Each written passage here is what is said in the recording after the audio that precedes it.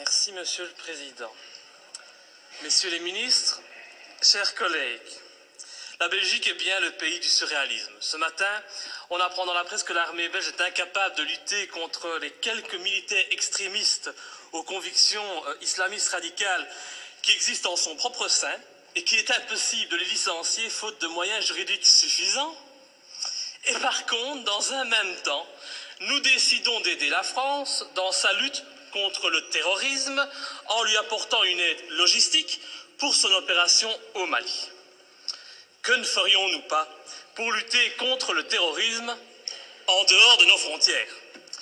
J'espère juste que nous aurons bien veillé à ne pas envoyer pour cette opération antiterroriste au Mali ces fameux soldats belges islamistes. Je le dis sous la forme de l'humour, mais ce qui se passe actuellement dans le monde ne me fait pas rire du tout. Ça ne me fait pas rire car sans aucun doute, les dirigeants de nos pays occidentaux sont en train de pendre les peuples pour des imbéciles avec l'aide et le soutien de la presse, qui n'est plus aujourd'hui qu'un organe de propagande des pouvoirs en place. Un peu partout dans le monde, les interventions militaires et les déstabilisations de régimes deviennent de plus en plus fréquentes. La guerre préventive est devenue la règle. Et aujourd'hui, au nom de la démocratie ou de la lutte contre le terrorisme, nos États s'octroient le droit de violer la souveraineté de pays indépendants et de renverser des dirigeants légitimes. Il y a eu l'Irak et l'Afghanistan, ces guerres du mensonge américain, sont venues par la suite la Tunisie, l'Égypte, la Libye, où, grâce à vos décisions, notre pays a participé en première ligne à des crimes contre l'humanité pour renverser à chaque fois, des régimes progressistes et modérés et pour les remplacer par des régimes islamistes dont, et c'est quand même bizarre, la première volonté fut d'imposer la charia. Il en est de même actuellement en Syrie, où la Belgique finance honteusement l'armement des rebelles islamistes qui tentent de renverser Bachar al-Assad. Ainsi, en pleine crise économique, alors que de plus en plus de Belges ont des difficultés pour se loger, se nourrir, se chauffer ou se soigner, et oui, j'entends déjà le sale populiste que je suis, eh bien le ministre des Affaires étrangères, il a décidé d'offrir aux rebelles syriens 9 millions d'euros. Bien sûr, on tentera de nous faire croire que cet argent servira à des fins humanitaires, un mensonge de plus. Et comme vous le voyez, depuis des mois, notre pays ne fait que participer à la mise en place de régimes islamistes dans le nord de l'Afrique et au Moyen-Orient. Alors, quand on vient prétendre partir en guerre pour lutter contre le terrorisme au Mali, eh bien, j'ai bien envie de rire. C'est faux. Sous des apparences de bonnes actions, nous n'intervenons que pour défendre des intérêts financiers, dans une totale logique néocolonialiste. Il n'est véritablement pas cohérent de partir aider la France au Mali au nom de la lutte contre le terrorisme islamiste, lorsqu'au même moment, on soutient en Syrie le renversement de Bachar al-Assad par des rebelles islamistes qui souhaitent imposer la charia, comme c'est déjà le cas en Tunisie ou en Libye. Il faut vraiment arrêter de nous mentir et de prendre les gens pour des imbéciles. Le temps est au contraire venu pour dire la vérité. En armant les rebelles islamistes comme les Occidentaux ont auparavant armé Oussama Ben Laden, cet ami des Américains avant qu'ils ne se retournent contre lui, eh bien les pays occidentaux en profitent pour implanter dans les nouveaux pays conquis des bases militaires tout en favorisant leurs entreprises nationales. Tout est donc stratégique. En Irak, nos alliés américains ont mis la main sur les richesses pétrolières du pays. En Afghanistan, ce fut sur l'opium et la drogue, toujours très utiles, pour se faire beaucoup d'argent assez rapidement. En Libye, en Tunisie, en Égypte ou encore en Syrie, le but fut et est encore actuellement de renverser les pouvoirs modérés pour les remplacer par des pouvoirs islamistes qui très rapidement deviendront gênants et que nous attaquerons sans vergogne sous prétexte de lutter, à ce moment-là encore, contre le terrorisme ou de protéger Israël. Et dont les prochaines cibles sont déjà connues. Dans quelques mois, je prends le pari que nos regards se tourneront vers l'Algérie et finalement vers l'Iran. Faire la guerre pour libérer des peuples d'un agresseur extérieur, c'est noble. Mais faire la guerre pour défendre les intérêts des États-Unis, faire la guerre pour défendre les intérêts de grosses sociétés comme Areva. Faire la guerre pour mettre la main sur des mines d'or, ça n'a rien de noble, et cela fait de nos pays des pays agresseurs et voyous. Personne n'ose parler, mais qu'à cela ne tienne, je ne me tairai pas, et tant pis si ma lutte doit me faire passer pour un ennemi de ce système qui bafoue les droits de l'homme au nom des intérêts financiers, géostratégiques et néocolonialistes. Bafouer ce régime et le dénoncer, c'est un devoir et une fierté pour moi. Et sincèrement, et je m'excuse pour le vocabulaire populaire utilisé, j'emmerde tous les soi-disant bien-pensants, qu'ils soient de gauche, de droite ou du centre, qui sont aujourd'hui au basque de nos pouvoirs corrompus et qui se plairont à me tourner en ridicule. J'emmerde nos dirigeants qui jouent avec leurs bombes comme des gamins dans une cour de récréation. J'emmerde ceux qui prétendent être des démocrates alors qu'ils ne sont que des criminels de bas étage. Je n'ai pas beaucoup de respect non plus pour les journalistes qui ont le culot de faire passer les opposants pour des débiles mentaux alors qu'au fond ils savent très bien que ces opposants ont parfaitement raison. Je méprise enfin au plus haut point ceux qui se prennent pour les rois du monde et qui nous dictent leurs lois, car moi je suis du côté de la vérité, du côté de la justice, du côté de ces victimes innocentes du pognon à tout prix. Et c'est pour cette raison que j'ai décidé de m'opposer clairement à cette résolution qui envoie notre pays soutenir la France dans son opération néocolonialiste.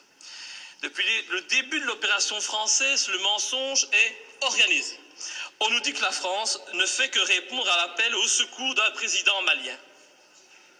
On en oublierait presque que ce président n'a aucune, mais aucune légitimité et qu'il a été mis en place pour assurer la transition suite au coup d'État de mars 2012. Qui a soutenu ce coup d'État? Qui en est à la base? Pour qui travaille ce président de transition? Voilà le premier mensonge. Le président français François Hollande ose prétendre mener cette guerre pour lutter contre les djihadistes qui menacent, rendez-vous compte, le territoire français et européen. Mais quel vilain mensonge, en reprenant cet argument officiel, tout en profitant pour effrayer la population, en augmentant le niveau de la menace terroriste, en mettant en œuvre le plan Vigipirate. Nos dirigeants et les médias font preuve d'un culot inimaginable. Comment peut-on oser sortir un tel argument alors que la France et la Belgique n'ont pas hésité à armer et soutenir les djihadistes en Libye et que ces mêmes pays continuent actuellement à soutenir ces djihadistes en Syrie? Ces prétextes ne servent qu'à cacher des desseins stratégiques et économiques. Nos pays n'ont même plus peur de l'incohérence, car tout est fait pour la cacher. Mais l'incohérence est pourtant bien présente. Ce n'est pas demain que vous verrez un Malien venir commettre un attentat en Europe. Non, à moins qu'on en crée un subitement pour mieux justifier encore cette opération militaire. On a bien créé le 11 septembre pour justifier l'invasion, l'arrestation arbitraire, la torture et le massacre de populations innocentes. Alors créer un terrorisme malien, bon, ça ne doit pas être trop compliqué pour nos dirigeants sanguinaires. Un autre argument utilisé pour justifier ces derniers mois les opérations militaires, c'est la protection des droits de l'homme. Ah, cet argument est encore utilisé aujourd'hui pour justifier la guerre au Mali. Mais oui, nous devons agir, car sinon les méchants islamistes radicaux vont imposer la charia au Mali, lapider les femmes et couper les mains des voyous. Oh, c'est vrai que l'intention elle est noble et salvatrice, c'est sûr. Mais pourquoi alors? Mais pourquoi, bon Dieu, nos pays ont-ils alors participé à l'accession au pouvoir en Tunisie et en Libye d'islamistes qui ont décidé d'appliquer cette charia dans ces pays qui étaient, il n'y a pas si longtemps de cela encore, modernes et progressistes? Je vous invite à demander aux jeunes Tunisiens qui sont à la base de la révolution de Tunisie s'ils sont heureux de leur situation actuelle. Tout cela, c'est de l'hypocrisie. L'objectif de cette guerre au Mali est très clair. Et puisqu'on n'en parle pas, je vais en parler. L'objectif, c'est de lutter contre la Chine et permettre à notre allié américain de maintenir sa présence en Afrique et au Moyen-Orient. C'est cela qui guide ces opérations néocolonialistes. Et vous verrez, quand l'opération militaire sera terminée, La France conservera bien entendu des bases militaires au Mali. Ces bases serviront aussi aux Américains. Et en même temps, parce que ça se passe toujours comme ça, des sociétés occidentales mettront la main sur des contrats juteux qui priveront de nouveau les pays recolonisés de leurs richesses et de leurs matières premières. Alors, soyons bien clairs, les premiers bénéficiaires de cette opération militaire, ce seront les patrons et les actionnaires du géant français Areva, qui tentent depuis des années d'obtenir l'exploitation d'une mine d'uranium à Faléa, une commune de 17 000 habitants située à 350 km de Bamako. Et je ne sais pas pourquoi, mais mon petit doigt me dit qu'il ne faudra pas longtemps pour qu'Areva puisse enfin exploiter cette mine. Je ne sais pas, c'est une impression que j'ai. Il est donc hors de question que je participe à cette colonisation minière, cette colonisation des temps modernes. Et pour ceux qui doutent de mes arguments, je les invite sincèrement à se renseigner sur les richesses du Mali. Le Mali est un grand producteur d'or, mais depuis peu, il a été désigné, comme étant un pays qui offre un environnement de classe mondiale pour l'exploitation d'uranium. Mais comme c'est bizarre, un pas de plus vers une guerre contre l'Iran, c'est une évidence. Pour toutes ces raisons, et afin de ne pas tomber dans les pièges du mensonge que l'on nous tend, j'ai décidé de ne pas soutenir cette intervention au Mali. Je voterai donc contre. Et ce faisant, je fais preuve de cohérence, puisque je n'ai jamais soutenu par le passé nos interventions criminelles en Libye ou en Syrie, me profilant de la sorte comme le seul parlementaire de ce pays à défendre la non-ingérence et la lutte contre les intérêts obscurs. Je pense vraiment qu'il est grand temps de mettre un terme à notre participation à l'ONU ou à l'OTAN et de sortir de l'Union européenne si cette Europe, au lieu d'être un gage de paix, devient une arme d'attaque et de déstabilisation de pays souverains aux mains d'intérêts financiers et non plus humanistes. Enfin, je ne peux qu'encourager notre gouvernement à rappeler au président Hollande les obligations qui résultent de la Convention de Genève en matière de respect des prisonniers de guerre. J'ai en effet été outré d'entendre à la télévision, de la bouche du président français, que son intention était de détruire, je dis bien détruire, les terroristes islamistes. Alors je ne voudrais pas que la qualification utilisée pour nommer les opposants au régime malien, c'est toujours pratique aujourd'hui de parler de terroristes islamistes, soit utilisée pour contourner les obligations de tout État démocratique en matière de respect des droits des prisonniers de guerre. Nous attendons un tel respect de la patrie des droits de l'homme. Enfin, et pour terminer, permettez-moi de souligner la légèreté avec laquelle nous décidons de partir en guerre. Tout d'abord, le gouvernement agit sans la moindre autorisation du Parlement, il paraît qu'il en a le droit. Il envoie du matériel, des hommes au Mali. Le Parlement réagit par la suite, et quand il réagit, comme aujourd'hui, eh bien, cette institution n'est composée que d'un tiers de ses membres. Encore beaucoup moins si on parle des élus francophones.